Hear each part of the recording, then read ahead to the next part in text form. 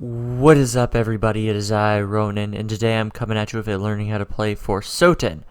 So Souten Calling is a really cool card, and this deck loops it non-stop. So just getting right into the deck profile, let's start with Souten Calling because that's going to be your main and more than likely only playmaker. So Souten Calling is a normal spell. You can activate it by discarding one card, and if you do that, you can special summon as many Souten Spirit tokens as possible, and then you can fusion summon twice using monsters from your hand and field as fusion material. And for the rest of the turn, you are locked into special summoning fusion monsters from the extra deck. You can't tribute tokens you control, and they are destroyed during the end phase. It is a hard once per turn. So you do this, and from there you make two fusion monsters. We can go ahead and go over them because, they're part of the variety. So first we have Gaiyun of the Souten Kicks. It requires two Souten monsters. It makes it so that if a Souten fusion monster you control be destroyed by card effect, you can destroy a different Souten monster you control instead. And then during your main phase, if you control a Souten fusion monster that was fusion summoned using an effect monsters as material, so not tokens, you can, as a quick effect, target a face-up monster that was special summoned in the extra deck and negates effects till the end of the turn, so it's cool. Next up we have Gaia of the Souten Fist. It also only requires two Souten monsters, so again, your tokens are perfectly good for it. And if it is special summoned, you can target an attack position monster your opponent controls, pop it, and it can't attack directly for the rest of this turn. Use a hard once per turn, and while you control a Souten fusion that was fusion summoned using an effect monsters as material, this can include itself. All Souten fusions gain 300 attack and defense. And then we have the big boy, Kongo, the Heavenly General of the Souten, with 3,000 attack and 1,700 defense, as well as a Archimedes-like effect. Yeah, he's pretty good. He requires an actual Souten, being Yubi, our boy here, Yuhi or Yubi on the front, plus two more Souten monsters, so once again, your tokens are perfectly good here. If it battles, as was stated, it does have a Archimedes-like effect, where your opponent isn't able to activate cards or effects till the end of the damage step, and after damage calc, if it attacked, you can return a monster your opponent controls to the hand, and when your opponent activates a spell trap or effect that targets a card on the field where you control two or more fusion monsters, which you will because calling lets you fusion summon twice, you can, as a quick effect, negate the activation as a hard once per turn. So, those are the options, and that is what this deck does. It just makes these over and over again, or tries to recur them, or just recur Souten Calling. So real fast, let's go ahead and go over the various ways you can get to Souten Calling. So, Yuhi lets you target a Souten monster you control, pop it, and add a spell to your hand, that is Souten. And if a Souten fusion monster you control is fusion summoned using an effect monster as material, is destroyed by battle or card effect, it comes back to your hand. So it recurs itself, it searches your calling, that's cool. Next we have Koku of the Souten Kicks. During the main phase, well, your opponent's turn specifically. If a face-up Souten you control is destroyed by battle or card effect, you can special summon it from your hand. Then you can destroy a Souten monster to special summon a Souten from your extra deck, and if it's normal or special, you can add a Souten trap from your deck to your hand as a hard once per turn. So obviously this search is calling. So how does this search calling? Well, it recurs it by giving you the trap card that copies the effect of calling. Souten's Duty lets you during the main phase banish a Souten spell trap from your grave except itself, and it gains that card's effect. So yeah, it reuses calling for you from the grave. Beyond that, you can also be searching Souten Returns, which is basically just monster reborn, or I guess back to the front for Soutens. Lets you special a Souten from your grave, and if it was level 4 or lower, you can special a spirit token as well. So it's nice, I guess. It lets you get your Yuhi back. It lets you get your Koku back if you need it. It's pretty alright. Beyond that, though, we have a few other Souten cards. We have 2 as 1, which, upon activation, lets you add a Souten monster from your deck to your hand. Yui, obviously, so you can search calling. And If you control a Souten effect monster, you can special summon a spirit token to your field. However, you are locked into fusion summoning for the rest of the turn if you want to go into your extra deck as a Heartless Return. And now for the pretty much only thing that does not search for you and actually acts as some sort of removal, Souten Exorcism. It lets you target Souten monster you control and a card your opponent controls to destroy them both, and then if a destroyed Souten monster was a fusion you controlled, you get an additional effect, which is either drawing a card or banishing a card from your opponent's graveyard. This is a way to get Koku off during your opponent's turn, a little disruption, a little removal. It's okay. It's certainly okay. It lets you pop tokens as well if you need to, so not bad. Yeah, but beyond that, everything else is just consistency boosting or hand traps.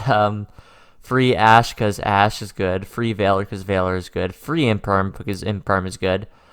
Free Call by the Grave because this deck super heavily relies on searching. One Reinforcement of the Army because all of our main deck monsters are level 4 Blow Warriors, or all the ones that search Calling anyways. Free Pot of Extravagance because, I mean, if we're only going into fusion monsters, so we can just run them at free and be fine usually. Also, you really want to get into Calling, as I've said. A Terraforming to search the field spell, which gets you the Calling. Then you have Trap Trick to set your normal traps, one of which gets you to Calling. So yeah, we kind of went over the whole deck here. The only other thing, the extra deck we have is just our Nightmare package for a little bit of removal. Side deck, a little boring. We just have 2 Twin Twister for a little extra spell trap removal, 1 red reboot for a trap heavy matchup, free Dark Ruler no more just to break boards, free Dark Hole in order to help break boards further, as well as possibly pop some of our guys in order to bring them back with like Souten returns, Lightning Storm because Dark Ruler no more, Lightning Storm is a combo, I guess, and Gam Sail in case you need to drop a turtle on it. Yeah, but that is the deck. As I said, the main thing this deck does is it just loops Souten Calling extremely hard. But you know what? You guys are going to see that in the replay. So yeah, if you're new here, we just go over a replay or two. I only do have one for this, but I do believe it shows things well. And I just show you sort of the deck's combos, what it does well, what it doesn't do well, what I wish it could do better, what I thought was spicy, what I thought was not, so on and so forth. But yeah, all that being said, I will see you guys in the first replay. Alright everyone, welcome to the replay with Runic Cross, a good buddy of mine. He helped me test this. If you're watching, thank you. And yeah, he's playing Plunder Patrol, and opened up pretty well. 2 Plunder Patrol, especially if one is Whitebeard, is basically all you need for that deck. But we have opened up very well ourselves because we have Calling, as well as a way to recur Calling and other things. But let's go right into it. So this is definitely a go first type deck, for sure. So we're going to go ahead and activate the Extravagance to go ahead and get some draws, get the UB as well as another Extravagance, which sucks, but having him here is a very good thing. So we're going to go ahead and summon our Koku, who's going to get us the Souten returns, because we need to bounce back. And after that, we will activate Souten Calling, and we didn't summon Yubi because, while we could have certainly made Congo here, it is usually better to make that as a second turn option, and with this, we'll have a effect fusion on the field for our Gaiun. So we'll go ahead and just get right into it. So we make the Gaiun, so we have a little bit of a negate on board. We put out our Fist, which does work well for turns because this just needs to be special summoned to have its pop effect. So yeah, we're just going to set a couple of those, returns and Trap Trick, pretty solid. And yeah, we're going to pass it up on that. So at this point, we're going to see what our opponent does. Yeah, it goes, activates the Terraforming to go ahead and get a search, probably. So he is going to summon the Mate the Redbeard as well as the Bluebeard. Go ahead and try to activate the Jackalope, which will discard the Whitebeard, which will get him a summon from deck. For the Golden Hair, going ahead and making Blackbeard And he is going to go ahead and try to summon something from the extra deck with Blackbeard's effect, which we are thankfully able to negate. So he does not get that summon off, which is pretty good for us. He is going to get a draw, though, but he will be discarding the Pride for the Golden Hair back out. He is, at this point, able to make the Synchro Monster, so yeah, he makes the Bran, and Redbeard's going to equip. He's going to remake the Blackbeard, and then he's going to go in battle phase, attack over our stuff, which is fine. During the end phase, we use Souten returns to bring it back. Go ahead and pop the Bran. Then it's back to us, and we're going to summon our Yui, at which point he's going to try to equip himself, which he will successfully do. He, unfortunately, though, did not draw a Plunder Patrol card, so that is not going to be a monster effect negation for him. He is going to activate the Plunder Patrol booty, though. Go ahead and get Redbeard back out. We will be popping our Gaia in order to search a Souten Calling, which we will once again activate. He is going to go ahead and try to use the Redbeard effect. We will banish the Blackbeard, so he cannot have access to that one. Lise is going to go ahead and special summon Blackbeard from the spell trap zone, though, and then we're going to activate Trap Trick to go ahead and get back our Souten's duty, which is pretty fine. So this chain's just going to resolve. Yeah, so we get our tokens, at which point we're able to make Congo as well as the negate, like so, and then we can just attack. We go ahead and attack over Blackbeard because Congo's effect. We'll also be able to banish this Lise. Then it is back to our opponent, who is going to draw. Go ahead and try to use Red Hair as well as Booty to get something back. We are going to go ahead and activate Congo's effect to negate the Booty. However, he will be getting Red Hair. Bluebeard's effect will activate, letting him draw up and drop. Then Mothman's going to happen. We have to unfortunately destroy our Kaiku. He's going to remake Bran. Then he's going into the battle phase, attacking over our stuff, crashing with the Congo. Thankfully, we are able to get our Yuhi back because of that. Then during main phase 2, we activate Souten's duty. We could reactivate Calling here, but I saw a chance to use returns in order to bring back Gaia, which its effect will let us pop Bran, at which point our opponent just surrenders. So not a bad game, especially for this deck.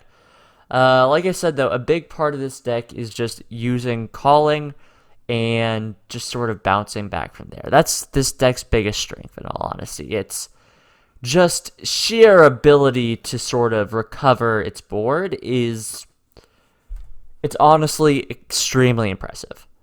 The effects aren't great. Calling is basically the only card you have that's going to make plays most of the time without setup, so that's unfortunate, and you gotta keep that in mind when using this deck. But thankfully, the card designers for this one realized that and basically just made it so everything, well, almost everything, could get you back to Calling. But yeah, so final thoughts on the deck. A little boring.